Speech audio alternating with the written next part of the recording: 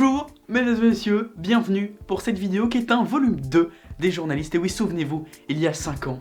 Et oui, c'était la catastrophe, c'était la première vidéo de la chaîne, mais maintenant, on revient en force avec du nouveau matos, de la qualité et surtout, de la lumière. D'abord, comme dans la première vidéo, parlons des envoyés spéciaux. En plus du décalage de son, il y a deux choses. De un, ils répètent tous 10 fois le même mot, on dirait ils cherchent leurs mots quand ils parlent. Et deuxièmement, ils font une véritable crise d'épilepsie quand ils sont à l'antenne. Eh bien oui, le gouvernement se trouve derrière moi. On a déjà pu apercevoir les anciens représentants du gouvernement quitter l'établissement. Et on a déjà vu les nouveaux membres du gouvernement, notamment Charles Pesticide, le nouveau ministre de l'écologie, ainsi que Paul Généreux, le nouveau représentant du parti de l'extrême droite. Et on a déjà vu les passants. Non mais ces gens-là, c'est des grands malades, hein. Des fois ils sont dans des endroits insolites au pire des moments. Oui, en effet, nous sommes là où une bombe devrait tomber d'ici quelques instants. Les habitants ont dû quitter la ville dans des conditions précipitées. On ne sait pas encore à quelle heure la bombe devrait tomber juste ici, on le rappelle, derrière moi, mais ça devrait arriver d'ici quelques minutes, voire quelques secondes. Ah, je crois apercevoir, oui c'est bien ça, l'avion qui va larguer la bombe. Et à l'inverse, il y en a, ils sont dans des endroits, mais ça n'a aucun intérêt. Oui, en effet, les gens ont voté cet après-midi et nous devrons en savoir un petit peu plus d'ici les prochains jours. Bonjour. Bonjour. Excusez-moi. Oui. J'ai cru comprendre que vous parlez français. Oui, je parle français. Je suis tout nouveau ici en Allemagne, c'est mon premier jour de tourisme. Est-ce que vous savez où est la rue Adolphe? La rue Adolphe, oui. Oui. Vous allez tout droit ici, vous tournez à droite. Oui. Là, vous allez arriver à un rond-point. Vous prenez la 8e sortie et là, il va y avoir un magasin de choucroute juste à côté et ce sera là. Ah, d'accord. Merci. Mesdames et messieurs, bonsoir, voici les titres de l'actualité. Oui, alors d'ailleurs ces trucs-là, c'est toujours tragique. T'auras jamais un JT complet avec que des choses positives. C'est pas possible. Premièrement, un bébé girafe est né au zoo de Paradise, la mère se porte très bien, et on attendrait même un deuxième. Ensuite, Anne-Catherine a sauvé un aveugle de la mort, elle a reçu les honneurs du roi Philippe. Une info qu'on attendait depuis des décennies, la guerre en Irak est terminée grâce à Donald Trump qui, au passage, a enfin pris conscience du phénomène du réchauffement climatique.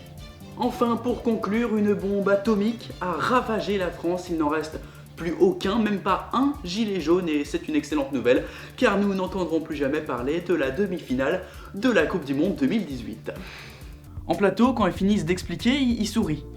Alors oui, je veux bien, t'es à la télévision, il faut sourire. Mais des fois, je pense que ce serait quand même mieux de rester neutre.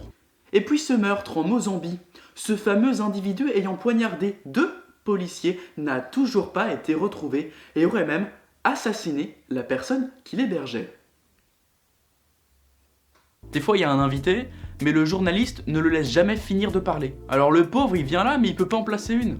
Et puis Monsieur Delarmoire nous a rejoint ce soir sur le plateau. Bonjour Monsieur Delarmoire. Bonjour. Alors quel est votre projet? Alors mon projet consiste tout simplement en l'évolution... Oui, mais les salaires et les taxes, ça faisait partie de vos ambitions, non? Bien, je vais y venir. Et au niveau de l'écologie, pensez-vous qu'il est nécessaire de surtaxer les billets d'avion? Donc, avec nos... Merci beaucoup, Monsieur Delarmoire. C'est une info qui vient de tomber. Au Rwanda, 2 personnes sont décédées s'étant fait écraser par un camion transportant des réfugiés. Et puis le journaliste qui présente l'actualité, il aime bien faire des trucs avec ses mains. Les smartphones, est-il vraiment utile de l'avoir sur soi constamment? Faut-il s'en séparer à certains moments? Est-il vraiment nécessaire de le charger dans sa chambre pendant la nuit? Un reportage signé Olaf Frozen.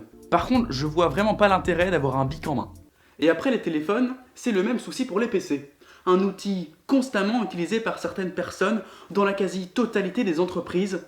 Est-ce vraiment nécessaire? Pouvons-nous trouver des solutions face aux maux de tête ou aux problèmes oculaires? Un reportage signé Cédric Pomme. Du PQ, c'est ça qu'il me faut, du PQ, c'est ça, j'avais oublié, PQ. Puis au JT, évidemment, on a ces magnifiques voix off. Mais elles ont souvent tendance à tout dramatiser. Cet homme, c'est Jackie. Il s'est fait arrêter par les forces de l'ordre qui ne pratiquaient qu'un simple contrôle routier. Mais ce qu'on ignorait, c'est que Jackie était totalement ivre. En effet, la limite pour prendre le volant est d'avoir maximum 0,5 g d'alcool dans le sang. Mais Jackie et lui à 0,7 g, soit beaucoup trop. C'est pourquoi il va peut-être recevoir une amende très salée, son véhicule va certainement être confisqué, et il verra probablement son permis de conduire être retiré. Et voilà, c'est déjà la fin de la vidéo, mais attends, ne pars pas tout de suite. Avant, mets un pouce bleu si t'as kiffé la vidéo, mets un commentaire, je les lis tous et parfois je réponds si c'est nécessaire. N'hésite pas également à partager la vidéo à ton entourage, ainsi ça me fait un max de vues et ça fait extrêmement plaisir. Et sinon tu peux me suivre sur Twitter, Instagram, Twitch et rejoindre le serveur Discord. Tout ça est dans la description. Et moi je vous dis à bientôt pour une prochaine vidéo et surtout n'oubliez pas, buvez beaucoup d'eau, c'est important. Bisous.